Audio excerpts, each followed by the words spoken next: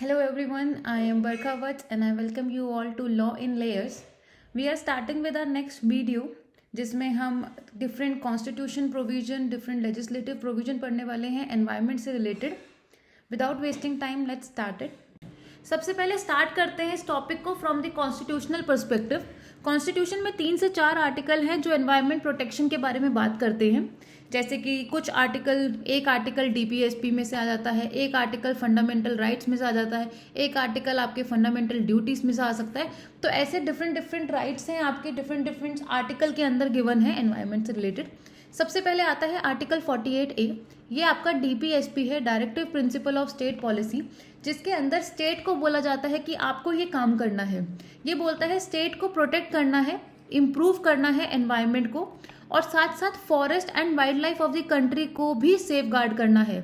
आपको साथ में जो भी वाइल्ड लाइफ हैं, जो भी फॉरेस्ट में रहते हैं वाइल्ड लाइफ, आपको उन्हें भी प्रोटेक्ट करना है. ये स्टेट का काम है. सेकंड आता है आर्टिकल 51AG, जो कि है आपका फंडामेंटल ड्यूटी. ये एक ड्यूटी है जो कि being a citizen of India आपको दी जाती है कि आपको ये काम करनी है. क्या कहता है? It shall be the duty of every citizen of India कि वो प्रोटेक्ट करे, इम्प्रूव करे नेचुरल एनवायरनमेंट को, जिसके अंदर forest, lake, river, wild life आ रहा है.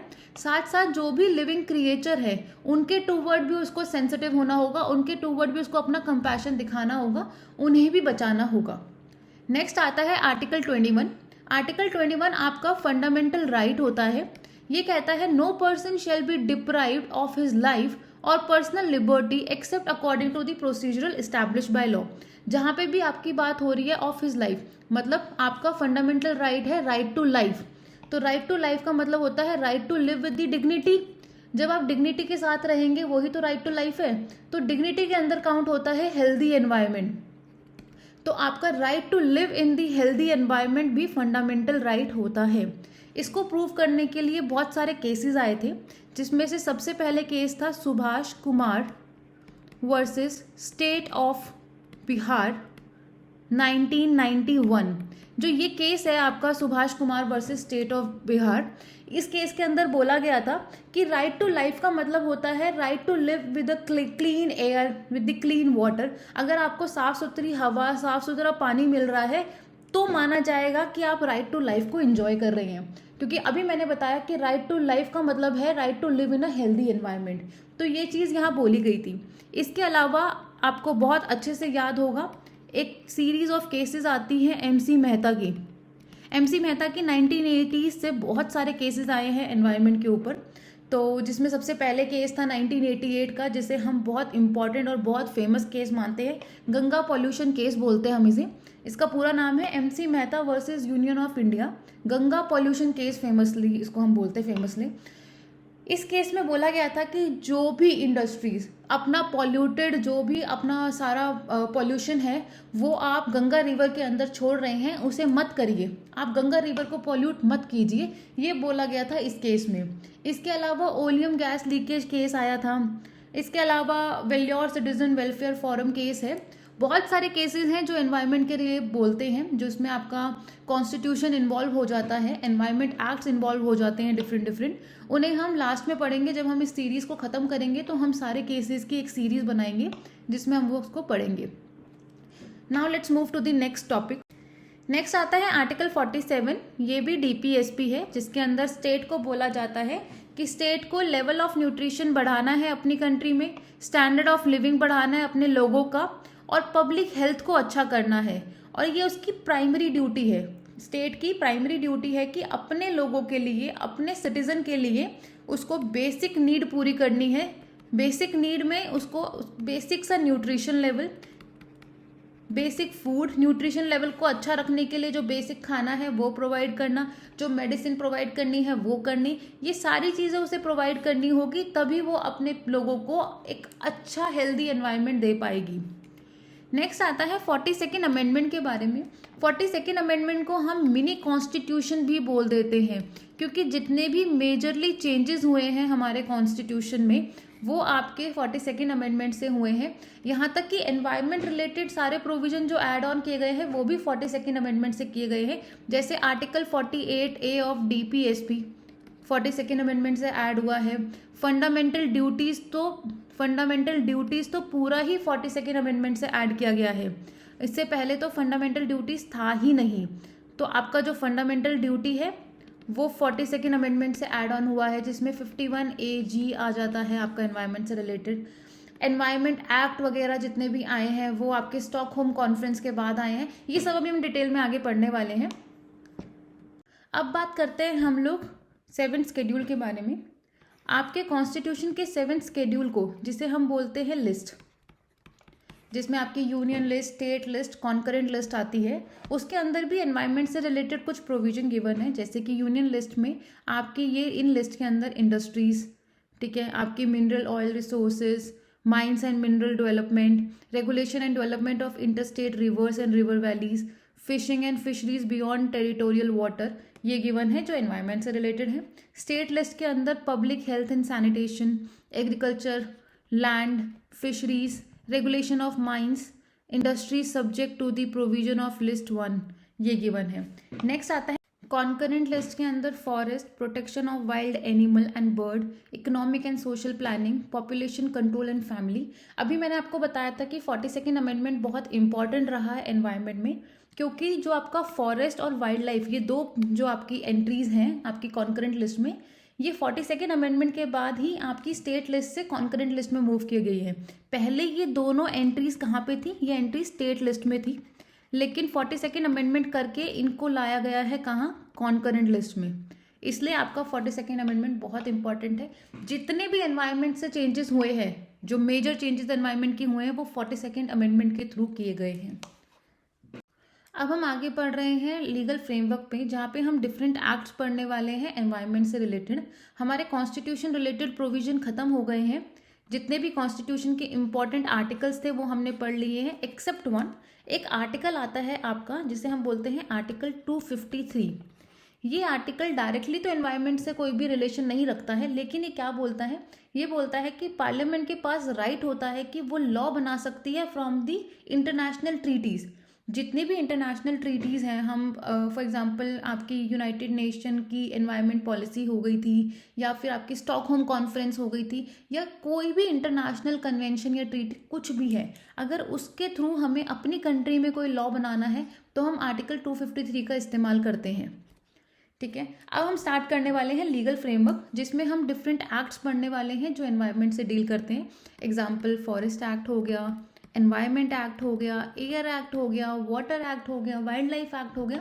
ये सारे एक्ट जो कि एनवायरनमेंट से बात करते हैं, उनका एक छोटा सा ओवरव्यू लेने वाले हैं। तो कहता है कि एनवायरनमेंट का ऐसा नहीं था कि इंडिपेंडेंस से पहले एनवायरनमेंट को हम इंपॉर्टेंस नहीं देते थे, हम देते थे। हमारे बहुत सारे एक्ट हैं जो कि ब्रिटिश एरा से चलते हुए आ रहे हैं, लेकिन 1947 में के बाद हम लोगों ने देखा कि हम लोगों ने अपने आप को बढ़ाने के चक्कर में, हमने खुद को इतना एजुकेट करने के चक्कर में हमने एनवायरनमेंट को बहुत पीछे छोड़ दिया। तो 1947 के बाद बहुत सारे एनवायरमेंटल लेजिस्लेशन को लाया गया। पहले भी थे लेकिन बाद में भी लाया गया, और बाद में लाने का जो काम किया था वो किया था United nation conference on human environment, जिसे हम स्टॉकहोम कॉन्फ्रेंस के नाम से जानते हैं, 1972। अगर आपने प्रीवियस वीडियो देखी हो जिसमें हमने इंटरनेशनल कॉन्फ्रेंसेस पढ़ी हैं, उसके अंदर हम इसे बहुत डिटेल में पढ़ चुके हैं। जो भी हमारी स्टॉकहोम कॉन्फ्रेंस थी, हमारी ब्रंडलैंड रिपोर्ट थी, हमारी रियो कॉन्फ्रेंस थी, हमने बहुत सारी कॉन्फ्रेंसेस पढ़ी थी। उन्हीं में से एक कॉन्फ्रेंस ये थी स्टॉकहोम कॉन्फ्रेंस, जिसने नींव रखी थी एनवायरनमेंट की। इंटरनेशनली एनवायरनमेंट का पहला कॉन्फ्रेंस, जिसके थ्रू हर कंट्री ने कोशिश की थी अपनी कंट्री के अंदर एनवायरनमेंट को एक अलग प्रोटेक्शन देने की, अलग लेवल ऑफ प्रोटेक्शन देने के लिए लॉज को इनैक्ट करने की, वो थी आपकी स्टॉकहोम कॉन्फ्रेंस। इस जो कॉन्फ्रेंस हुई थी स्टॉकहोम कॉन्फ्रेंस, इसी के इन्फ्लुएंस में आके इंडिया के अंदर national council for environment policy, NEP, ठीक है, आपको याद है हमने वहाँ पे पढ़ा भी था। ठीक है, अगर आपने स्टॉकहोम कॉन्फ्रेंस को आप जाके प्रीवियस वीडियो में पढ़ेंगे तो हमने वहाँ पढ़ा था कि उन लोगों ने क्या किया था। उन्होंने कहा था UNEP, United Nation environment policy का फ्रेमवर्क किया जाए। तो उसी के इन्फ्लुएंस में आके national council for environment policy बनाई गई थी, and planning within the department of science and technology was set up in 1972। This council later evolve into a full fledged ministry of environment and forest. आज के time पे हम यही कर रहे हैं, हमारी कंट्री में यही चल रही है, ministry of environment and forest. ये 1985 में बनी थी और इसको बनाने के पीछे का रीज़न क्या था, स्टॉकहोम कॉन्फ्रेंस के थ्रू आया था, which today is the apex administrative body in the country for regulating and ensuring environmental policies। आज के टाइम पे हमारी कंट्री के अंदर यही मिनिस्ट्री एनवायरनमेंट को प्रोटेक्ट कर रही है। After the Stockholm conference in 1976 हमने क्या किया, हम लोगों ने 42nd अमेंडमेंट लाए 1976 में। उसके थ्रू हमने डीपीएसपी के अंदर एनवायरनमेंट के कुछ प्रोविजन को ऐड ऑन किया, हमने फंडामेंटल राइट्स के अंदर ऐड ऑन किया, हमने फंडामेंटल ड्यूटीज़ को ऐड ऑन किया। तो ये सारी चीज़ें हमने 1972 स्टॉकहोम कॉन्फ्रेंस के बाद 42nd अमेंडमेंट में 1976 में अपनी कंट्री के अंदर किया। 1970s के बाद से हम लोगों ने बहुत अच्छा काम किया एनवायरनमेंट पे, क्योंकि 1972 में ही स्टॉकहोम कॉन्फ्रेंस हुई थी। उसके बाद से हमने बहुत सीरियस लिया एनवायरनमेंट को और हमने अपनी कंट्री के अंदर डिफरेंट अमेंडमेंट्स करी, डिफरेंट इनैक्टमेंट्स करी हैं एनवायरनमेंट के रिलेटेड। और 1970 के बाद ही हमारी कंट्री के अंदर एनवायरनमेंट को लेके बहुत सीरियसनेस बढ़ गई थी। Ministry of environment and forest जो थी, उसके साथ साथ जितने भी जो भी आपके पॉल्यूशन कंट्रोल बोर्ड थे सेंट्रल और स्टेट लेवल पे, ये सब एक साथ बैठ गए और इन सब ने रेगुलेटरी और एडमिनिस्ट्रेटिव काम किया था एनवायरनमेंट के लिए। इसके अलावा पॉलिसीज़ बनाई जा रही थी डिफरेंट जो कि लेजिस्लेटिव प्रोविजन को कॉम्प्लीमेंट कर रही थी। जैसे पॉलिसी आ रही थी for the abatement of pollution, की पॉल्यूशन को ख़त्म किया जाए। पॉलिसी आ रही थी नेशनल कंजर्वेशन स्ट्रैटेजीज़ पे। पॉलिसी आ रही थी एनवायरनमेंट एंड डेवलपमेंट के ऊपर, जो कि 1992 में ministry of environment and forest ने दिया। इसके अंदर इनिशिएटिव्स लाए जा रहे थे कि आप कैसे प्रोटेक्ट करोगे, कैसे इम्प्रूव करोगे एनवायरनमेंट को। एनवायरनमेंट एक्शन प्लान लेके आया गया। अगर आपने हमारे डिफरेंट प्रोटोकॉल्स और कन्वेंशन वाली वीडियो देखी होगी तो उसमें मैंने एनवायरनमेंट एक्शन प्लान के बारे में आपको बताया था। एनवायरनमेंट एक्शन प्लान फॉर्मुलेट किया गया था 1993 में, जिसके अंदर मेन ऑब्जेक्टिव जो रखा गया था वो था कि आपको इम्प्रूव करना है एनवायरमेंटल सर्विसेज को and integrating environmental consideration in the developed programmes.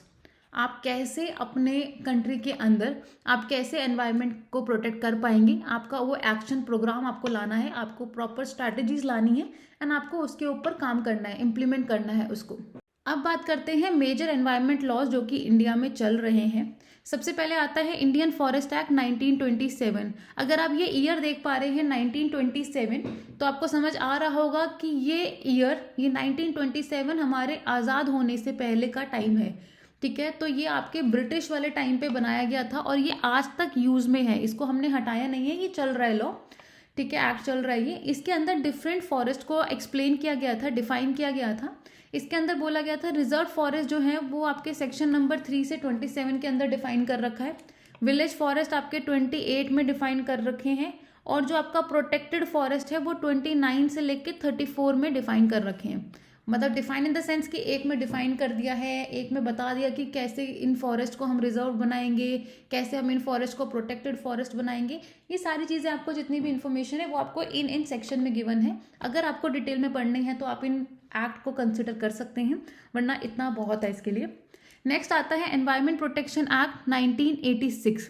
1986 अगर आपको ध्यान हो 1972 में क्या हुआ था, 1972 में आपका स्टॉकहोम कॉन्फ्रेंस हुआ था। उसके बाद एनवायरमेंट प्रोटेक्शन एक्ट 1986 लाया गया था।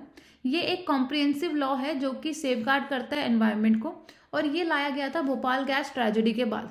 ठीक है, जो भोपाल गैस ट्रेजेडी हुई थी उसके बाद जो एनवायरनमेंट को बहुत ज़्यादा नुकसान हुआ था, उसके बाद इसकी नीड देखी गई थी और फिर इसे लाया गया था। इसके अंदर एनवायरनमेंट के आपके EIA नोटिफिकेशन आती है। ठीक है, एनवायरनमेंट इम्पैक्ट असेसमेंट जिसे हम बोलते हैं, जो हम अगले लेक्चर में, अगले वीडियो में हम कंसिडर करने वाले हैं, पढ़ने वाले हैं।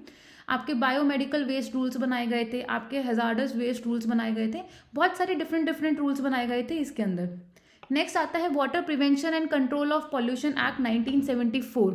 ये फर्स्ट मेजर एनवायरनमेंट लॉ था इंडिपेंडेंट इंडिया में, क्योंकि आप ध्यान से देखिए हम 1950s के अराउंड में हम आज़ाद हो गए थे। उसके बाद 1972 के अंदर स्टॉकहोम कॉन्फ्रेंस आई थी। उसके बाद ये पहला इंडिपेंडेंट लॉ बनाया गया था 1974 में, जो कि बात करता है, ये हमारे इंडिपेंडेंट होने के बाद, हमारे इंडिपेंडेंसी के बाद हमारा पहला ऐसा लॉ था जो हमने खुद बनाया था एनवायरनमेंट पे। ठीक है, with the intention to prevent and control water pollution. इसके बाद वाटर सेस एक्ट 1977 आया। This act was pass to take a fee from industries that use water, so the money could help pollution control board to fight pollution. इसके अंदर basically जो भी आप water use कर रहे हैं, आप इंडस्ट्री में वाटर यूज़ करेंगे तो ऑब्वियसली पानी की कमी हो रही है, आप उस पानी को गंदा कर रहे हैं अपनी इंडस्ट्री में यूज़ करके, तो आपसे फी लिया जाएगा। अगर आप कोई भी गलत काम कर रहे हैं तो उस पर पेनल्टी लगाई जाएगी।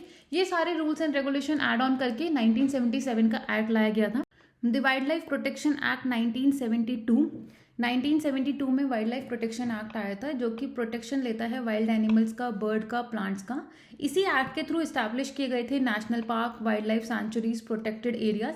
इनको इस्टेब्लिश किया गया था कि कौन सी ज़मीन को नेशनल पार्क में काउंट किया जाएगा, किन को वाइल्ड लाइफ सेंचुरीज में काउंट किया जाएगा, और कौन से एरिया प्रोटेक्टेड एरिया में आएंगे, ये वाइल्ड लाइफ प्रोटेक्शन एक्ट बताता है। नेक्स्ट आता है फॉरेस्ट कंजर्वेशन एक्ट 1980।